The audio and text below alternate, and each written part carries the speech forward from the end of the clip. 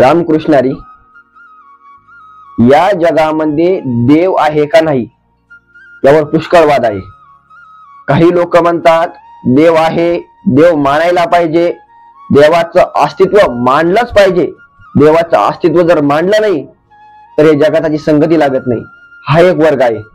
आणि हाही एक वर्ग आहे की त्याचं म्हणणं आहे की बाबा या जगामध्ये देवच नाही, देव नावाची वस्तूच नाही.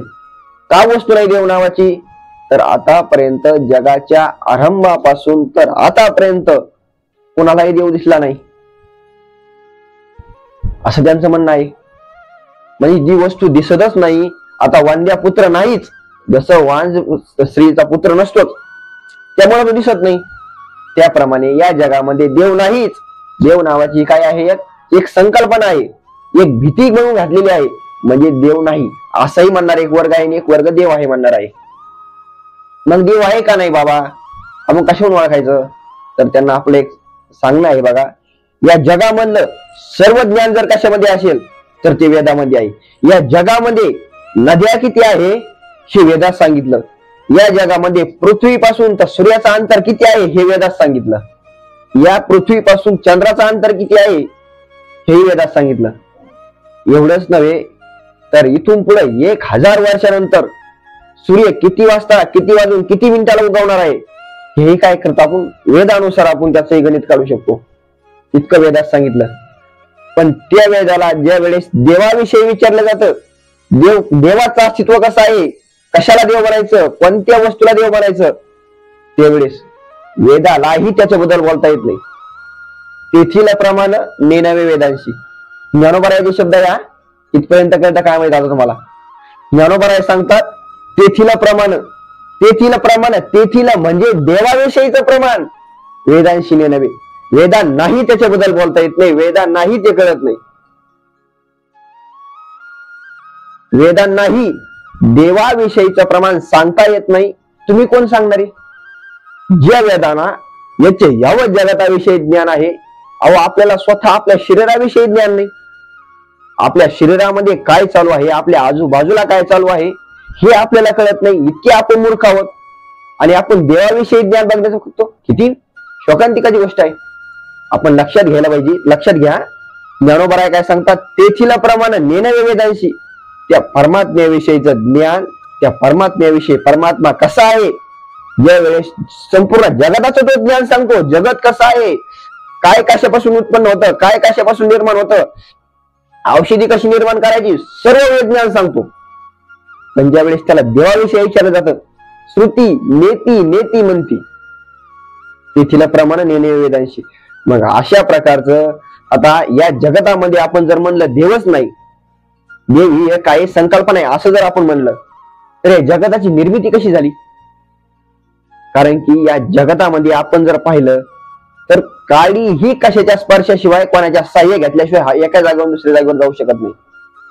काडी गवताची काडी सुद्धा हलू शकत नाही. तर हे एवढं जगत कसं निर्माण झालं? तर याचं उत्तर सांगताना कसं सांगतात माहिती की ते नैसर्गिक आहे. अरे बाबा, नैसर्गिक म्हणजे काय माहितीये का? निसर्ग कशाला म्हणायचं? झाडाला निसर्ग म्हणायचं, पृथ्वीला निसर्ग. निसर्ग म्हणजे काय? हे जगत ते चालतं ते आपण काय म्हणतो निसर्गानुसार चालतं. मग निसर्ग कशाला म्हणायचं? निसर्ग जो दिसत नाही आणि कार्य करतो त्याला निसर्ग म्हणायचं असतं. आणि त्या निसर्गाचं दुसरं नाव काय आहे? निर्गुण परमात्मा. ते निसर्गच देव आहे. निसर्ग दुसरा तिसरा कोणी नाही, तो निसर्गच देव आहे. तोच चैतन्य आहे, तोच चेतन आहे.